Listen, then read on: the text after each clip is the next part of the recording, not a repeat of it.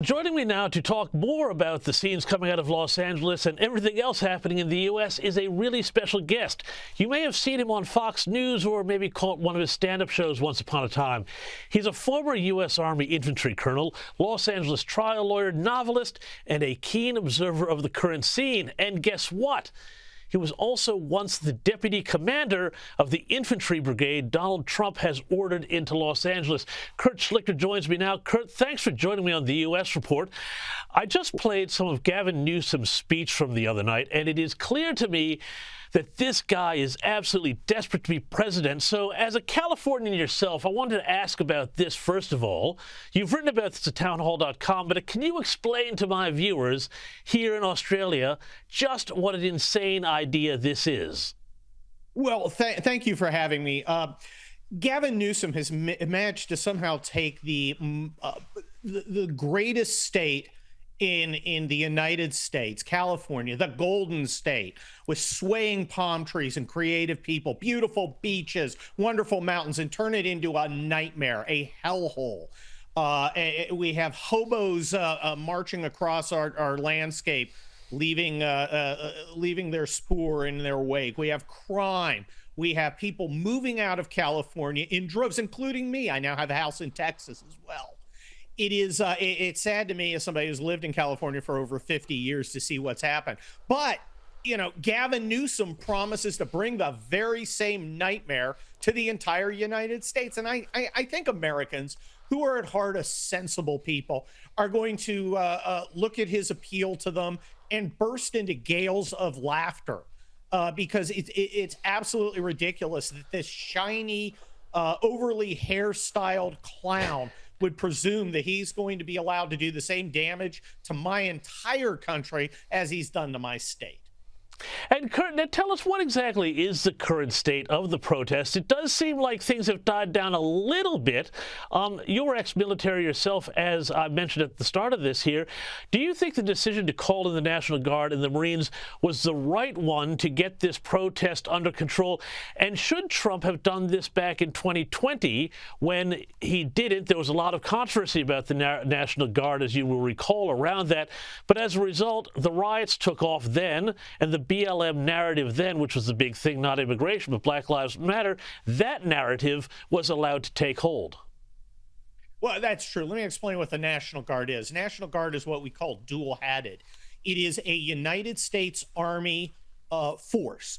Okay, I came out of the regular Army after Desert Storm, joined the California Army National Guard. Had to meet all the same standards. I went to the same colonel school. I did all the same things, had the same equipment, and when necessary, I was what's called federalized. Normally, it remains under the governor's control, but the president can federalize you, and I was federalized in 1992 for the Los Angeles riots, which were real riots. This is kind of a sideshow, and I'll get to that in a second.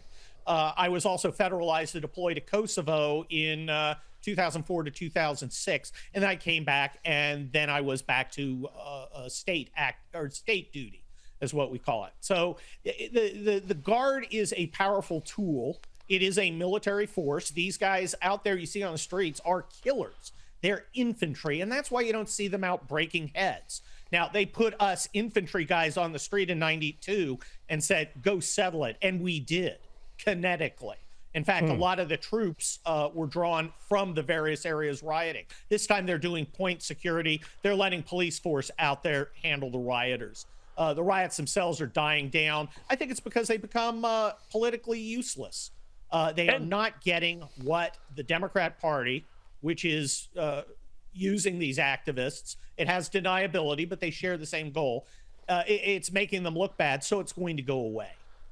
Yeah, so tell me more, though, about this, because I spoke earlier in the program about how there's a lot of connections between these various activist groups, these Hispanic rights groups, and the Democrat Party and the state government. So really, in a sense, California taxpayers are paying for the mayhem that we've been seeing on the street. But can you just explain a little more about, that narrative that they're trying to create, the chaos narrative, that Donald Trump causes chaos, and if you vote for us, things might calm down, which I think was what happened in 2020, but this isn't working this time. No, it's not. this is what's called an information operation. Like I said, the first riots were kinetic. We went out there to use physical force to achieve our objective. Information, we attempt to change the narrative so the people change what they're doing. Effectively, they wanted to present the image of hopelessness. Trump is weak. The conservatives aren't going to get what they want. You've got to give in, or we're going to rage through the streets, threaten you and your family.